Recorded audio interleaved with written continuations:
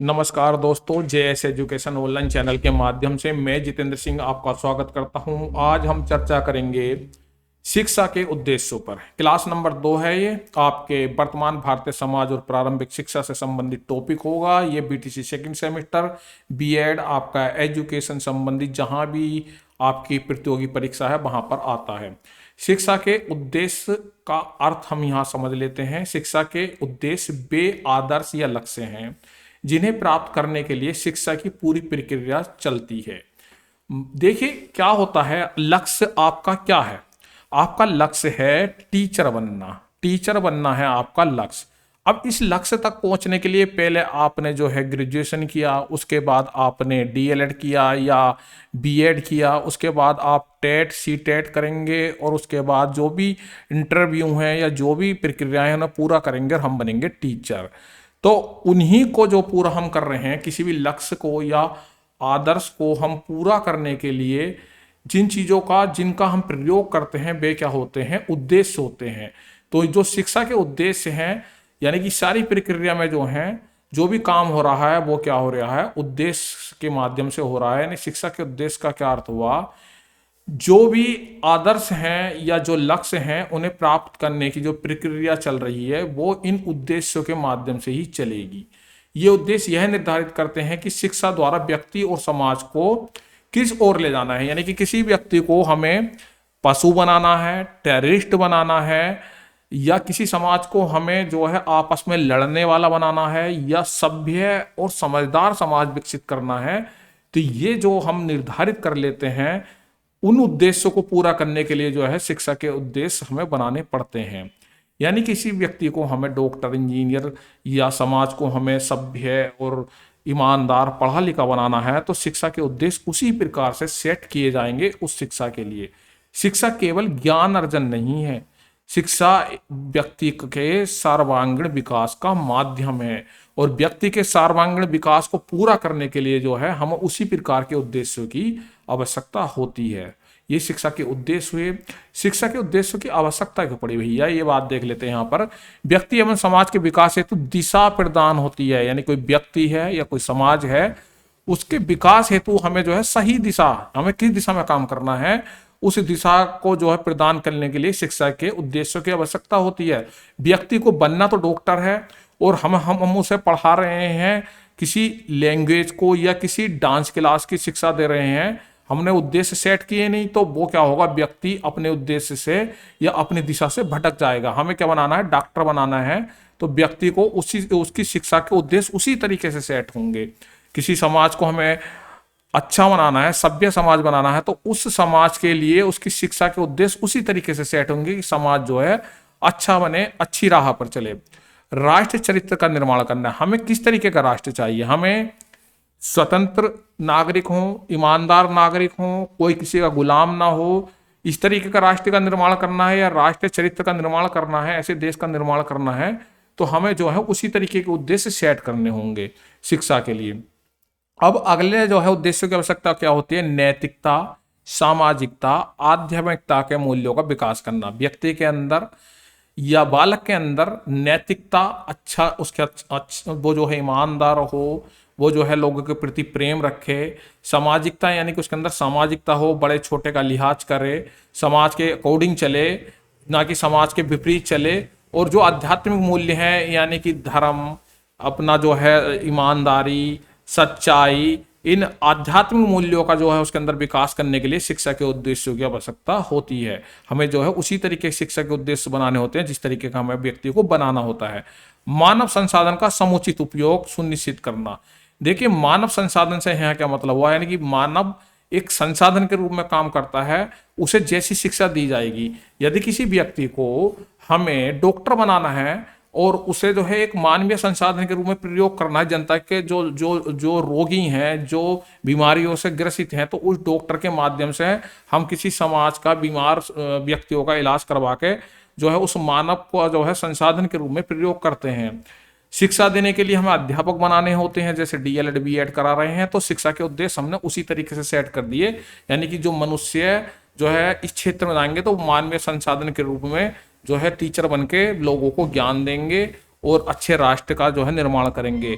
लेकिन मानवीय संसाधन के जो है गलत उपयोग भी हो सकता है यदि शिक्षा के उद्देश्य सही ना हो। शिक्षा के उद्देश्य ये हो कि व्यक्ति को हमें टेररिस्ट बनाना है, किसी जो है धर्म या किसी चीज की आड़ में जो है व्यक्ति को एक दूसरे का कत्ल करवाना है, तो ऐसी शिक्षा दी जाती है उस व्यक्ति को कि वो व्यक्ति अपने शरीर पर बम बांधकर या अपने वाहन में बम रखकर जनता के बीच में जाकर औरों को भी मारता है और अपना भी मरता है। यानी कि एक तरफ अगर शिक्षा के उद्देश्य जो भी आपने सेट कर लिए तो मानवीय संसाधन उसी तरीके से जो है प्रयोग किए जा सकते हैं। यानी कि व्यक्ति को हम डॉक्टर, मास्टर, इंजीनियर भी बना सकते हैं और व्यक्ति को हम टेररिस्ट और हम चोर, ढोर भी बना सकते हैं।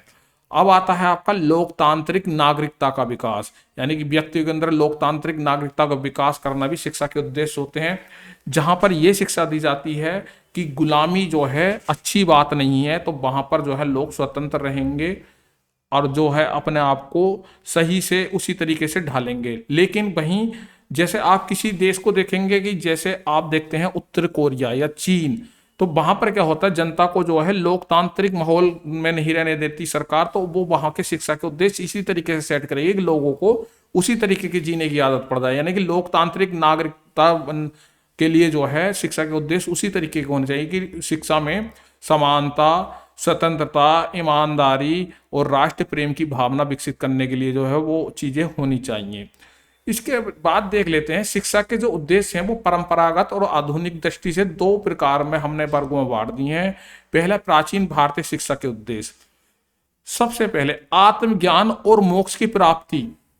प्राचीन शिक्षा व्यवस्था में जो उसका मुख्य उद्देश्य होते थे उस समय, और उन्हीं उद्देश्यों के आधार पर शिक्षा दी जाती थी कि लोगों को आत्मज्ञान करवाना, लोगों को जो है मोक्ष की प्राप्ति की राह पर चलाना, और जो है प्राचीन काल में मुख्य रूप से शारीरिक रूप पे जो शारीरिक विकास या किसी और विकास पर बल नहीं दिया गया, केवल आत्म विकास की ही बात की है। यानी सच्चाई के रास्ते पे हो, धर्म के रास्ते पर चलो और मोक्ष की राह पर चलो। तो ये जो है प्राचीन काल की बातें थी। अब जो है अब आती है आपकी अगला इसका पॉइंट जो है प्राचीन काल में क्या आता शिक्षा व्यवस्था के उद्देश्यों का, वो था नैतिकता एवं धार्मिक जीवन का विकास। व्यक्तियों के अंदर नैतिकता हो और धार्मिक जीवन का विकास करें, यानी कि वो धर्म का पालन करें, धार्मिक रूप से जिएं और अच्छी नैतिकता हो उनके अंदर, अच्छाई रहे। हर कोई जो है नैतिकता को, धार्मिकता को जो है सर्वोपरि माना गया था। गुरु शिष्य परंपरा, प्राचीन काल में गुरु शिष्य परंपरा और अनुशासन का पालन कराया जाता था। शिक्षा व्यवस्था में गुरु शिष्य को पुत्र के भांति, शिष्य जो है पिता के भांति गुरु को समझते थे और अनुशासन से संयमित जीवन का जो है पालन करते थे। चरित्र निर्माण और आदर्श जीवन। देखिए, प्राचीन शिक्षा व्यवस्था की जो मुख्य बात थी उसमें से एक ये भी थी कि व्यक्ति के अंदर ईमानदारी, सत्य, अनुशासन, नम्रता, ये गुण जो है विकसित करने थे, जिससे कि व्यक्ति चरित्रवान और आदर्श जीवन में जो है जिए पूरी जिंदगी। और अगला जो था आपका समाज सेवा एवं धर्म पालन, धार्मिक पालन करवाना जो है शिक्षा व्यवस्था का जो है मुख्य उद्देश्य रहा है प्राचीन काल में। शिक्षा का उद्देश्य केवल अपने लिए नहीं था, बल्कि समाज के भले के लिए जो है जीवन जीना होता था। सामाजिकता जो होती है कि केवल ये नहीं कि हम अपना अच्छे से जी रहे हैं, वहाँ प्राचीन काल में जो है सामाजिकता को जो है सर्वोपरि रखा कि अपने साथ साथ जो है आप दूसरे के जीवन के लिए भी जिए, यानी कि दूसरों को भी आप जो है सुख दें, उन्हें दुखी ना करें कभी भी। और धर्म पालन का तो मुख्य रूप से देखने को मिलता है पुराने प्राचीन काल में वेद, उपनिषद, धर्म ग्रंथों का अध्ययन भी जो था मुख्य रूप से इसमें रखा गया था शिक्षा में। तो शिक्षा के पुराने में जो थे ये उद्देश्य थे, लेकिन अब जो है आधुनिक भारत में जो शिक्षा के उद्देश्य क्या हो गए हैं, इन सबको मिक्स कर दिया। प्राचीन के साथ साथ जो नई जरूरतें हैं उन सब चीजों को साथ लेकर चला गया है। तो व्यक्ति का सर्वांगीण विकास जो है शिक्षा का मुख्य उद्देश्य माना गया है। सर्वांगीण विकास में क्या आता है आपका शारीरिक, मानसिक, बौद्धिक, भावात्मक और सामाजिक और नैतिकता। यानी कि पहले क्या होता था, केवल नैतिकता और जो है व्यक्ति को आत्मज्ञान की शिक्षा पर जोर दिया गया था, धर्म कर्म पर जोर दिया गया था। लेकिन अब क्या है, शारीरिक रूप से भी व्यक्ति जो है सक्षम होना चाहिए, उसको शारीरिक शिक्षा भी दी जाती है, मानसिक रूप से भी स्वस्थ होना चाहिए, बौद्धिकता भी उसकी जो बौद्धिक स्तर से भी उसके जो काम किया जाए और उसके भावात्मक पक्ष को भी विकसित किया जाए, और सामाजिकता और नैतिकता तो प्राचीन काल से जुड़े हुए हैं ही। तो ये सब चीजें जो है अब व्यक्ति के जो है सर्वांगीण विकास को दृष्टि में रखते हुए शिक्षा के उद्देश्य सेट किए गए हैं। वैज्ञानिक दृष्टिकोण एवं तर्क शक्ति। प्राचीन काल के अनुसार जो है लोगों को केवल अंधविश्वास या किसी के कहने पर विश्वास नहीं करना, अब जो है वैज्ञानिक दृष्टिकोण के साथ साथ तर्क वितर्क के साथ जो है किसी भी चीज को ग्रहण करना है और किसी भी चीज को मानना है। तो इसी चीज का जो है विकास करने के लिए शिक्षा के उद्देश्य को सेट किया गया है कि लोगों के अंदर वैज्ञानिक दृष्टिकोण आए, तर्क शक्ति बढ़े लोगों की। तो इस तरीके से शिक्षा के उद्देश्य रखे गए हैं।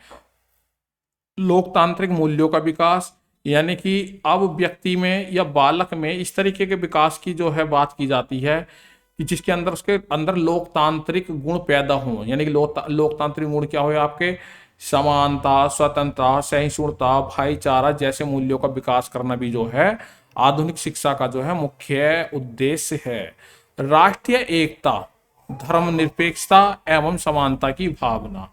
तो राष्ट्रीय एकता से यहाँ क्या मतलब, देश के प्रति प्रेम और सभी धर्मों का सम्मान। धर्मनिरपेक्षता का मतलब क्या है, सभी धर्मों का सम्मान। ये नहीं कि हिंदू है तो मतलब हिंदुओं के धर्म का ही मान सम्मान होगा, या मुस्लिम है तो इस देश में मुस्लिम के धर्म का ही मान सम्मान होगा। धर्मनिरपेक्ष का मतलब होता है सभी धर्मों को बराबर माना जाएगा देश के अंदर। राष्ट्रीय एकता यानी कि देश के प्रति प्रेम और देश में जो है सब एक साथ मिलजुल के रहें। और समानता का मतलब ना कोई ऊंचा ना कोई नीचा, तो ये जो है एक समानता का जो है गुण विकसित हो। इस तरीके के शिक्षा के उद्देश्य को यहाँ पर विकसित किया गया है। तकनीकी एवं व्यावसायिक दक्षता। देखिए आज का युग क्या है, प्राचीन काल में आदमी को केवल भोजन और जो है रहने की जगह ही पर्याप्त होती थी। अब क्या है, हर कोई चाहता है कि मेरे पास मोबाइल हो, लैपटॉप हो, मेरे पास जो है गाड़ी हो, बंगला हो, लाइट हो, इन्वर्टर हो, एसी हो, कूलर हो, यानी कि सभी फैसिलिटी चाहता है आज मनुष्य। तो उसके लिए जो है लोगों को पैसा चाहिए, तो उसके लिए व्यावसायिक दक्षता भी जो है विकसित करना जो है व्यक्ति के अंदर या बालक के अंदर अनिवार्य है। और उसे तकनीकी ज्ञान भी होना चाहिए कि समय के साथ साथ तकनीक का जमाना, तकनीक दिन ब दिन बदलती जा रही है, तो नई नई तकनीक और नई नई व्यावसायिक दक्षताओं का विकास करना भी आधुनिक शिक्षा व्यवस्था के उद्देश्य के अंतर्गत आता है। पर्यावरण संरक्षण एवं सतत विकास। देखिए पर्यावरण संरक्षण के प्रति जागरूकता जरूरी है। क्यों जरूरी है, हम जैसे तैसे जी रहे हैं, लेकिन आने वाली पीढ़ियां अगर पर्यावरण को संरक्षित नहीं किया गया, उसका विकास नहीं किया गया इस चेतना का, तो जो है पर्यावरण जो है हमारा बिल्कुल ही खत्म हो जाएगा। और पर्यावरण जब हमारा खत्म हो जाएगा, यानी कि हमारा वातावरण दूषित हो जाएगा, तो आने वाली पीढ़ी जो है जीवित जो है या अपना जीवन जो है वो बचाने में असक्षम होगी। तो इसलिए पेड़ बचाओ, पानी बचाओ, प्राकृतिक का जो संरक्षण या जो भी आधुनिक चीजें हैं चीजों को बचाने के लिए, तो ये जो है हमारी आधुनिक शिक्षा व्यवस्था के हिस्सा जो है अनिवार्य रूप से बना दिए गए हैं। यानी कि पर्यावरण के बारे में हमें जानकारी होनी चाहिए। हमारे जो भी प्राकृतिक संसाधन हैं, रिसोर्स हैं, वो सीमित हैं, तो उन्हें हम जो है सही से इस्तेमाल करें। चाहे वो पानी हो, चाहे वो बिजली हो, चाहे वो कोयला हो, चाहे वो आपके पेड़ पौधे हों। तो ये सब चीजें जो है यहाँ पर आती हैं। अगला पॉइंट आता है नई शिक्षा व्यवस्था का, जो इस समय आधुनिक शिक्षा व्यवस्था है, वो है आपका वैश्विक नागरिक एवं अंतर्राष्ट्रीय समझ का विकास करना। देखिए वैश्विक नागरिक और अंतर्राष्ट्रीय समझ का जो है यहाँ पर विकास करने से यहाँ तात्पर्य यह है कि अब जो है दुनिया जो है एक जगह सीमित नहीं है। कोई भी देश या कोई भी समाज कहीं एक जगह नहीं रहता। दुनिया जो है लगातार जुड़ती जा रही है एक दूसरे से, यानी कि हर गांव हर शहर एक दूसरे से जुड़ा हुआ है, हर देश दूसरे देश से जुड़ा हुआ है। पृथ्वी के किसी भी कोने पे कोई भी देश है, संसार में कोई भी देश है, पूरी दुनिया में जो भी देश है वो एक दूसरे से जुड़े हुए हैं, व्यापार कर रहे हैं, नौकरी कर रहे हैं, एक दूसरे के आ रहे हैं, जा रहे हैं। तो प्रतिस्पर्धा यानी कि कंपटीशन बहुत बढ़ रहा है। तो इस तरीके के नागरिक या इस तरीके के बालकों को तैयार करना है कि वो देश से बाहर जाकर भी अपने आप को जो है जीवित रख पाए, अपने आप को जो है वो मतलब कि आसानी से जी पाए। तो इस तरीके के जो है नागरिक तैयार करने के लिए जो है हमें जरूरत है ऐसी शिक्षा व्यवस्था की। इसलिए तो शिक्षा व्यवस्था में, आधुनिक भारतीय शिक्षा व्यवस्था में ये उद्देश्य भी रखे गए हैं कि वैश्विक नागरिक हम कैसे जो है तैयार करें और अंतर्राष्ट्रीय समझ उनके अंदर कैसे विकसित हो। तो इस तरीके की चीजें भी शिक्षा व्यवस्था के अंतर्गत आती हैं। अब आता है आपका वर्तमान भारतीय शिक्षा के उद्देश्य को प्रभावित करने वाले जो मुख्य कारक हैं उन पर हम बात करेंगे। सबसे पहला मुख्य कारक क्या है, राष्ट्रीय विचारधारा। देखिए राष्ट्रीय विचारधारा क्या है, किसी भी देश की अलग अलग विचारधारा होती है। जैसे भारत की जो विचारधारा है वो है समानता, स्वतंत्रता और भाईचारा। ये अधिक जोर देते हैं चीजों पे। किसी देश में क्या होता है कि हमें जो है गुलाम बनाकर रखना है और दूसरे के देशों की जो है जमीनें हड़पनी है। जैसा आपका चीन हो गया, उत्तर कोरिया हो गया, तो उनकी विचारधारा उस तरीके की है, तो वो लोग ऐसी ही शिक्षा देंगे, और जब ऐसी शिक्षा देंगे तो उनके उद्देश्य भी उसी तरीके के होंगे। तो राष्ट्रीय विचारधारा भी किसी देश के जो है शिक्षा के उद्देश्य को प्रभावित करती है। यानी कि हमारे देश में हमें बनाना है सभी लोग समान हो, स्वतंत्र हो और भाईचारा हो। तो हम जो है अपनी शिक्षा को उस तरीके, जब लोगों को ऐसा बनाना, ऐसी शिक्षा देनी, तो हमें उद्देश्य भी उसी तरीके से सेट करने की, कैसे हमें लोगों के अंदर भाईचारा, स्वतंत्रता, ईमानदारी, समानता लानी है। तो इसी तरीके के हमें जो है शिक्षा के उद्देश्य सेट करने होते हैं। तो इसलिए हमारे शिक्षा के उद्देश्य को, या किसी भी राष्ट्र की शिक्षा के उद्देश्य को जो है राष्ट्रीय विचारधारा जो है बहुत बड़े पैमाने पर जो है प्रभावित करती है। और अगला जो है शिक्षा के उद्देश्य को प्रभावित करने का काम है वो है सामाजिक परिवर्तन। देखिए सामाजिक परिवर्तन में जो है क्या हो रहा है, सामाजिक परिवर्तन समय के साथ साथ समाज बदलता जा रहा है, और अब तो और भी तेजी से बदलाव देखने को मिल रहे हैं। पहले क्या था, परिवार संयुक्त होते थे, अब छोटे परिवार हो गए हैं। पहले सामूहिक रूप से लोग रहते थे, लेकिन अब जो है छोटे छोटे परिवार हो गए हैं। महिलाओं की स्थिति पहले से जो है, जो पहले कमजोर थी लेकिन अब बेहतर हो रही है। अब महिलाओं को जो है आगे बढ़ चढ़ के हर क्षेत्र में हिस्सा दिया जा रहा है। अब केवल पुरुष नहीं कमा रहा, अब महिला भी कमा रही है, और महिला भी कंधे से कंधा मिलाकर जो है सहयोग कर रही है। तो उसी हिसाब से अब जो है हमें शिक्षा के उद्देश्य सेट करने पड़ रहे हैं। इसलिए महिलाओं को भी हम जो है शिक्षा, अधिक से अधिक महिलाएं पढ़ें, अधिक से अधिक शिक्षित हो महिलाएं, तो उसी हिसाब से शिक्षा के उद्देश्य रखे गए हैं। बहुत सारी योजनाएं चल रही हैं कि लड़कियों को पढ़ाओ, बेटी बचाओ, इस तरीके की योजनाएं चल रही हैं। तो सामाजिक परिवर्तन आ रहा है धीरे धीरे। पहले समाज में और कुछ था, अब समाज में जो है और कुछ जरूरतें हैं। हमेशा जो है समाज की जरूरतें और आवश्यकताएं बदलती रहती हैं, तो उसी हिसाब से समाज में परिवर्तन आते रहते हैं, और उसी हिसाब से शिक्षा के उद्देश्यों को सेट करना पड़ता है। इसी कारण से सामाजिक परिवर्तन भी जो है शिक्षा के उद्देश्यों को प्रभावित करते हैं। वैज्ञानिक एवं तकनीकी प्रगति, अब वैज्ञानिक और तकनीकी प्रगति में क्या हो रहा है, पहले का जमाना जो था काफी पेंसिल का था, आप भी देखते थे, मौखिक रूप से बातें होती थी। लेकिन आज का जमाना क्या हो गया, mobile, computer, internet, AI, robotic, इन सब ने जो है शिक्षा को एक नई दिशा दे दी है। यानी शिक्षा व्यवस्था में जो है अब जो है इन्हें शामिल करना बहुत जरूरी हो गया, कि इनका जो है लोगों को मोबाइल का ज्ञान, कंप्यूटर का ज्ञान, इंटरनेट का ज्ञान, एआई का ज्ञान, रोबोटिक का ज्ञान, इन सब का ज्ञान हो। तो इन सबको जो है शिक्षा व्यवस्था में शामिल किया जा रहा है। तो शिक्षा के उद्देश्य फिर प्रभावित हो रहे हैं। शिक्षा के उद्देश्यों को फिर उस तरीके से सेट किया जा रहा है कि ताकि सभी लोगों के अंदर विज्ञान का और तकनीकी प्रगति का, यानी टेक्नोलॉजी का जो है विकास हो, वो टेक्नोलॉजी को यूज कर सकें। तो ये जो है शिक्षा को प्रभावित कर रहे हैं। अब क्या हो रहा है, जैसे आप देखते थे पहले क्या होता, स्मार्ट क्लास आ गई है, अब ऑनलाइन शिक्षा आ गई है, और जैसे डिजिटल इंडिया है, ये सब इसके जो है तकनीकी और वैज्ञानिक जो है चीजें देखने को यहाँ पर मिल रही हैं। अब अगला पॉइंट देखते हैं, वैश्वीकरण भी जो है, ग्लोबलाइजेशन जो है शिक्षा के उद्देश्य को प्रभावित करता है। पूरी दुनिया अब एक दूसरे से जुड़ी हुई है। नौकरियों की प्रतिस्पर्धा अब केवल देश में या प्रदेश में सीमित नहीं रह गई है, वो विश्व स्तर तक पहुंच गई है। सब चाहते हैं कि हम अमेरिका जाकर नौकरी करें। अमेरिका में सब देशों के लोग एडजस्ट होना चाहते हैं, लेकिन अधिकतर जो है डॉक्टर और इंजीनियर इंडिया के जो है बाजी मार जाते हैं। लेकिन इस गुणवत्ता को बनाए रखने के लिए जो है शिक्षा व्यवस्था में जो है हमें दिन ब दिन हमें जो है चेंजेस करने पड़ रहे हैं। जैसे एआई को सिलेबस में डालना पड़ रहा है, जो भी वैज्ञानिक टेक्नोलॉजी है, नई तकनीकें आ रही हैं, उन सबको जो है सिलेबस में डालना पड़ रहा है, ताकि हमारे यहाँ के लोग या हमारे यहाँ के जो भी समाज के लोग हैं दूसरे देशों में जाकर नौकरी या किसी भी क्षेत्र में या किसी भी व्यवसाय में जाके जो है प्रतिस्पर्धा में अपना जो है आगे निकल पाए। जैसे उदाहरण के रूप में आप यहाँ देख सकते हैं कि अंग्रेजी भाषा पर जो है जोर ज्यादा दिया जा रहा है। क्यों दिया जा रहा है? क्योंकि अंग्रेजी भाषा एक ऐसी भाषा है जो पूरे देश दुनिया में चलती है, और किसी भी देश में जाकर अंग्रेजी भाषा में जो है आसानी से हम कोई भी रोजगार, कोई भी नौकरी, कोई भी काम कर सकते हैं। अंतर्राष्ट्रीय स्तर के कौशलों को जो है विकसित किया जा रहा है। तो इस तरीके से जो है ये जो है वैश्वीकरण जो है, ग्लोबलाइजेशन भी जो है शिक्षा के उद्देश्य को प्रभावित कर रहा है।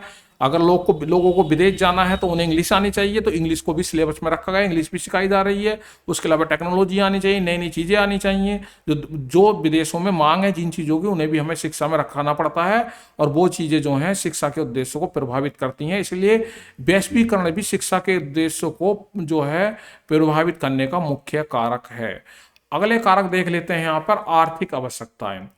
पहले क्या था, लोग बाग कम कम जरूरतें थी। अब क्या है, हर किसी को जो है ब्रांडेड कपड़े, ब्रांडेड शूज, ब्रांडेड जो है हर चीज होनी चाहिए। घर के अंदर टाइल पत्थर, अच्छी गाड़ी, अच्छा खाना, अच्छा पीना। तो इसमें जो है आर्थिक आवश्यकताएं जो हैं अब लोगों की बढ़ रही हैं। देश के विकास के लिए कुशल लोगों की जरूरत होती है। इसलिए शिक्षा का उद्देश्य रोजगार देना और आर्थिक विकास करना भी बन गया है। देखिए, अब जो है केवल शिक्षा ज्ञान के लिए नहीं, या केवल उसे मोक्ष के लिए नहीं, या केवल आप जो है उसे केवल किसी विषय का विद्वान बना दिए, ये नहीं। अब जो है उसके अंदर जो है कौशल विकास करना, यानी कि उसे रोजगार मिले, रोजगार का उद्देश्य लेकर शिक्षा दी जा रही है। तो जब उद्देश्य सेट हो रहे हैं, या सीधे सीधे आप कह सकते हैं आर्थिक आवश्यकताएं जो हैं शिक्षा के उद्देश्य को जो है प्रभावित कर रही हैं। आप किसी भी एजुकेशन के फील्ड में जा रहे हैं तो सबसे पहले आपको उसमें जो है आप पैसा देखेंगे कि हमारी पैसे की आवश्यकता कैसे पूरी हो। तो इस चीज को देखते हुए जो है स्किल इंडिया, व्यावसायिक शिक्षा और ITI, पॉलिटेक्निक जैसी चीजें जो है शिक्षा व्यवस्था में जोड़ी गई हैं, और जिससे जो है आर्थिक आवश्यकताएं पूरी होती हैं लोगों की। तो इसलिए शिक्षा के उद्देश्य को इस तरीके से सेट किया जा रहा है कि लोगों के अंदर कौशल, व्यावसायिक शिक्षा या ITI या पॉलिटेक्निक कराया जाए, जो ताकि लोग जो हैं अपनी आर्थिक आवश्यकताओं को पूरा कर सकें नौकरी करके। अब क्या आता है, संवैधानिक प्रावधान। संवैधानिक प्रावधान भी जो है किसी भी देश की जो है शिक्षा के उद्देश्य को प्रभावित करते हैं। अब संवैधानिक प्रावधान क्या कहता है, 6 से 14 वर्ष तक की शिक्षा को जो है मुफ्त रखा गया है अनुच्छेद 21A के तहत। अनुच्छेद 21A के तहत जब 6 से 14 वर्ष के बच्चों की जो शिक्षा को मुफ्त रखा गया है, तो उसके लिए हमें क्या करना हुआ कि अब इस शिक्षा को जो है सबको शिक्षा देनी होगी 6 से 14 वर्ष के बालकों को। तो बच्चों को क्या होता था, बच्चे कहते थे कि हम जो है काम करना जाते हैं, जो गरीब बच्चे होते थे या बच्चे पढ़ने नहीं आते थे, तो उनके लिए जो है मध्याह्न भोजन का जो है योजना चलाई गई। मध्याह्न भोजन की योजना चलाई। उसके अलावा आपको जो है योजना चलाई सर्व शिक्षा अभियान, और सर्व शिक्षा अभियान चलाया। इसके अलावा जो है RTI एक्ट है आपका, यानी कि पढ़ने का अधिकार के तहत सभी को जो है पढ़ने का अधिकार है। इस तरीके के एक्ट लाए गए जिससे कि सभी बच्चों को पढ़ाया जा सके। तो इस तरीके से संवैधानिक प्रावधान भी जो है शिक्षा के उद्देश्य को प्रभावित कर रहे हैं। शिक्षा संविधान क्या था 21A में कि 6 से 14 वर्ष के सभी बच्चों को पढ़ाया जाएगा। RTI एक्ट आया, उसमें सभी को पढ़ना अनिवार्य है। तो इस तरीके से जो है जब ये संवैधानिक प्रावधान है, तो हमें शिक्षा के उद्देश्य में चेंज करना पड़ा कि हमें तो भैया सबको पढ़ाना है, और सबको पढ़ाने के लिए जो हमें मध्याह्न योजना, सर्व शिक्षा अभियान, इस तरीके की योजनाएं हमें चलानी पड़ रही हैं, जिससे कि हमारा जो है संवैधानिक जो प्रावधान है उसकी फिल जो है पूर्ति हो सके। और ये जो है शिक्षा के उद्देश्य को प्रभावित करते हैं, शिक्षा जो भी संवैधानिक प्रावधान होते हैं। अब आता है आपका सांस्कृतिक पुनर्जागरण। सांस्कृतिक पुनर्जागरण या सांस्कृतिक मूल्यों का संरक्षण जो है किसी भी शिक्षा के उद्देश्य को प्रभावित कर रहे हैं। किस प्रकार से प्रभावित करते हैं, देखिए भारत की संस्कृति बहुत विविध है और प्राचीन है, यानी कि बहुत प्राचीन काल की भारतीय संस्कृति को माना जाता है। और विविध यानी कि उसमें बहुत सारी भिन्न, मतलब कि बहुत सारी चीजों का समावेश है। इसलिए शिक्षा के उद्देश्य बच्चों को अपनी संस्कृति, भाषाओं और कलाओं और परंपराओं को जोड़ने के लिए जो है इस तरीके की शिक्षा व्यवस्था दी जाए कि लोग जो है अपनी सांस्कृतिक धरोहर को संभाले रखें, भाषाओं को सीखें, वहाँ की कला और परंपराओं को भी जो है बच्चा जुड़ा रहे। इस तरीके की शिक्षा को जो है शिक्षा में व्यवस्था की गई है और शिक्षा के उद्देश्य बनाए गए हैं। तो सांस्कृतिक पुनर्जागरण भी शिक्षा के उद्देश्य को प्रभावित करते हैं। अगर सांस्कृतिक पुनर्जागरण प्रभावित नहीं करते तो हम जो है भाषाओं पर इतना ध्यान न देते, प्राचीन कलाओं पर ध्यान न देते, परंपराओं पर अपने ध्यान न देते। देखिए भारतीय ज्ञान प्रणाली जो है, जैसे कि इसमें आपका आता है योग दिवस, संस्कृत शिक्षा, तो इन चीज़ों से क्या देखने को मिल रहा है कि हम सांस्कृतिक पुनर्जागरण के तहत जो है शिक्षा के उद्देश्य बनाए, जिसमें हमने योग सिखा रहे हैं, सांस्कृतिक शिक्षा सिखा रहे हैं। तो इस तरीके की चीज़ों को सिखाने का मतलब यही है कि ये जो सांस्कृतिक पुनर्जागरण है हमारी शिक्षा के उद्देश्य को प्रभावित कर रहे हैं, या शिक्षा के उद्देश्य को बनाने के लिए जो है महत्वपूर्ण है। अब लोकतांत्रिक मूल्य भी जो है शिक्षा के उद्देश्य को प्रभावित कर रहे हैं। लोकतांत्रिक मूल्यों पर हमने कई बार बात कर ली है, जैसे सहिष्णुता, संवाद, परंपरा, सम्मान, बराबरी, वोट देने की समझ। तो इस तरीके के लोकतांत्रिक मूल्य जो हैं विकसित करने के लिए जो है हमें शिक्षा के उद्देश्य को इस तरीके से बनाना पड़ रहा है कि लोगों को समझ में आए कि समानता क्या होती है, स्वतंत्रता क्या होती है, या सहिष्णुता क्या होती है, या एक दूसरे के साथ भाईचारा क्या होता है। इस तरीके के मूल्यों को विकसित करने के लिए जो है हमने शिक्षा के उद्देश्य सेट किए, और इन शिक्षा को उद्देश्य को सेट करने के लिए क्या कारक हुआ, लोकतांत्रिक मूल्य को जो है विकसित करने के लिए ये मुख्य रूप से यहाँ पर कारक होता है। देखिए, स्कूल में छात्र जो हैं बहस प्रतियोगिता इत्यादि जो हैं लोकतांत्रिक मूल्य के अंतर्गत आते हैं। अब इसमें आगे देख लेते हैं, आगे क्या है इसमें, नैतिक एवं मानवीय मूल्य क्या हुए। नैतिक एवं मानवीय मूल्य क्या हुए, आज के समय में देखिए नैतिकता का पतन आपको साफ साफ नजर आ रहा है। इसलिए शिक्षा के उद्देश्य के अंतर्गत बच्चों में अच्छे संस्कार, जैसे मानवीय मूल्य में क्या आया, सत्य, अहिंसा, अहिंसा, करुणा यानी कि दया, उसके अलावा आपका दया आ गया, अनुशासन, ये सब क्या है, नैतिक मूल्य और मानवीय मूल्य है। इनका विकास करना अनिवार्य है, और इन जो नैतिक एवं मानवीय मूल्य है, या ये सारी चीजें जो हैं, सत्य, अहिंसा, करुणा, दया, अनुशासन, ये सब चीज भी जो है शिक्षा के उद्देश्य को प्रभावित करती हैं। यदि इन्हें पूरा करना है तो शिक्षा के उद्देश्य इस तरीके के बनाने होंगे और शिक्षा पद्धति में ना लाना होगा। अब आती है आपकी नई शिक्षा नीति 2020 का क्या प्रभाव पड़ता है शिक्षा उद्देश्यों को पूरा करने के लिए। इसके लिए देखिए, अब अभी आप मोदी सरकार ने एनईपी 2020 ने जो है शिक्षा व्यवस्था को जो है आधुनिक बनाने का जो है यहाँ पर प्रयास किया है। जैसे रटने वाली शिक्षा को खत्म करने का ये प्रयास कर रहे हैं, और सबसे मुख्य बात जो है ये कौशल आधारित शिक्षा पर अधिक बल दे रहे हैं। कौशल आधारित जो है शिक्षा आपकी, इस पर बल दिया जा रहा है, ये मुख्य इनका जो है पॉइंट है।